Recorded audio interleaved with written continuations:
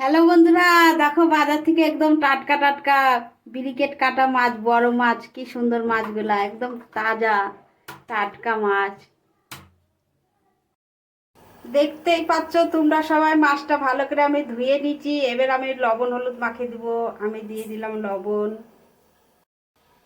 দিয়ে দিলাম হলুদ। এবার মাছটাকে আমি ভালো করে মাখিয়ে নেব।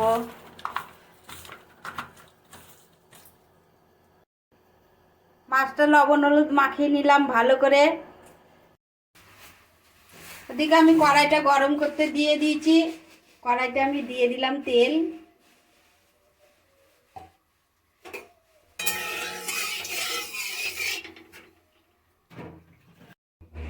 দেখতেই পাচ্ছ তেলটা গরম হয়ে গেছে। এবার আমি একটা একটা করে মাছ দিয়ে দিব।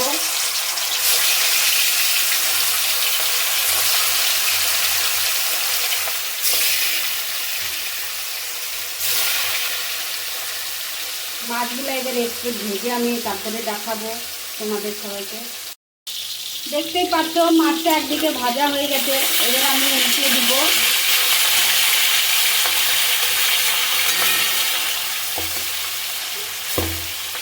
এদিকটা ভেজে নিব আমি ভালো করে, দিয়ে উঠিয়ে নিব। দেখতেই পাচ্ছ মাছগুলো সব ভাজা হয়ে গেছে। এবার আমি উঠিয়ে নিলাম।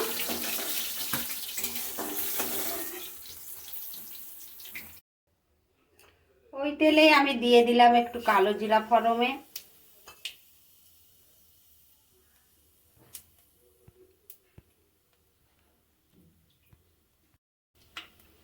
দিয়ে দিলাম শুকনো লঙ্কা, তেজপাতা।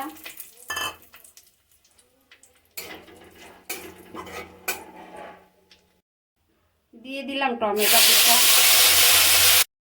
দিয়ে দিলাম লঙ্কা বাটা। দিয়ে দিলাম পেঁয়াজ আদা বাটা। দিয়ে দিলাম জিরা ধনিয়া বাটা। দিয়ে দিলাম স্বাদ মতো লবণ। দিয়ে দিলাম হলুদ। এবার মশলাটাকে আমি ভালো করে কষিয়ে নিব, যেন পেঁয়াজের গন্ধটা না থাকে, মশলাটার কাঁচা কাঁচা গন্ধ না থাকে। আমি ভালো করে কষিয়ে নিব। মশলাটা আমি একটু সামান্য জল দিয়ে দিব। মশলা বাটার জলটা আমি একটু দিয়ে দিলাম। দেখতেই পাচ্ছ তোমরা মশলাটা খুব ভালো কষা হয়ে গেছে, তেলটা ছেড়ে দিয়েছে। এবার আমি দিয়ে দিব জলটা। খুব একটা বেশি জল দিব না আমি।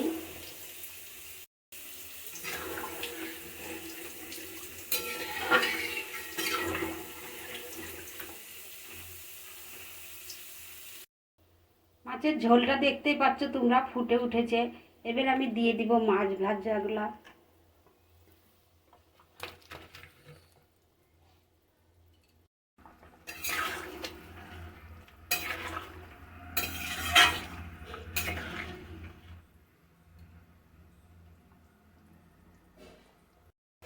দেখতেই পাচ্ছ তোমরা সবাই, মাছের তরকারিটা আমার হয়ে গেছে।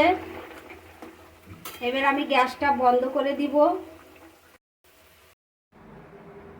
দেখতেই পাচ্ছ তোমরা সবাই, তরকারিটার কালারটা কি দারুণ হয়েছে।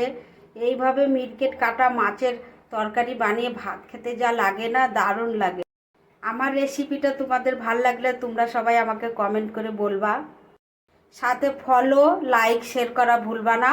আমি আবার আসবো অন্য একটা রেসিপি নিয়ে।